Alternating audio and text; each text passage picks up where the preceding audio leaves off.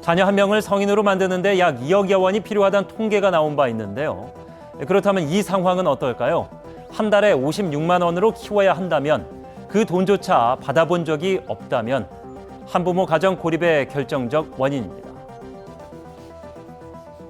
신부의 재혼과 그 사이에서 한 명의 아이를 낳고 현재 그 아이에게는 부모가 되어 양육의 의무를 하고 있으며 외제차와 골프 등의 편한 생활을 당연히 받을 권리를 요구하기 위해 찾아갔는데 주거 침입이라면 신고를 제 아버지를 처벌해 주십시오.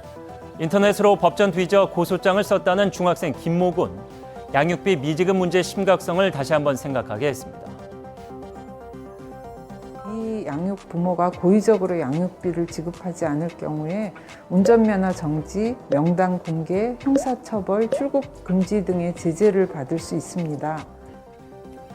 정부의 관련 조치가 지난 7월부터 시행되고 있는 가운데 운전면허 정지 처분 그 첫 사례가 나왔습니다.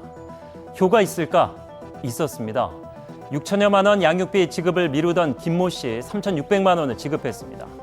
일부지만 분명 의미 있는 결과죠. 그런데 의문도 있습니다. 최장 100일간에 한정된 데다 차량으로 생계 꾸리는 이들은 제외. 그러니까 자가용 안 타고 경찰에 적발되지 않는다면 문제 없다는 얘기. 양육비 미지급했다 해서 일절 출국 금지도 아닙니다.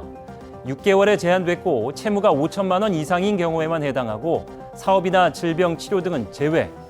그렇다면 명당 공개는 어떨까? 사이트에 신상 공개하겠다는 사전 통보만으로 해결된 사례가 약 700여 건. 배드파더스 효과 분명했습니다.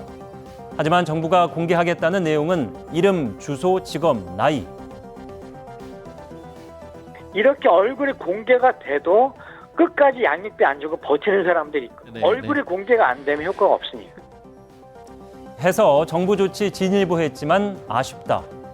다른 나라처럼 국가가 먼저 지급하고 채무자에게 받아달라. 한부모 가정의 목소리입니다. 독일 같은 경우에도 실제로 정부가 홍보에서 받아내는 돈이 23% 정도에 불과합니다. 나머지는 국가 예산으로 메우는 것이죠. 행정비용도 발생하고요. 대지급제가 도입되면 양육비 이행률이 높아질 것은 자명합니다. 하지만 재정 부담이 꾸준한 관련 법안 발의에도 문 대통령 공약임에도 성사되지 못하는 이유입니다. 그럼에도 대지급제만이 실효 방안일까? 어떻게 생각하십니까? 사는데 이제 불편함이 없으니까 아예 이제 그건 안 줘도 되는 돈. 이 아이들은 부모님이 힘들게 생계를 하면서 자기네를 양육한다는 걸 보면서 많은 부분을 포기하고 양육비는 아동의 생존권이자 어디선가 눈물로 성장하고 있는 입장의 소중한 아이들을 생각해 주신다면 부모 골라 태어난 것도 아닌데 부모의 이혼 책임을 온몸으로 감당하며 성장해야 할까요?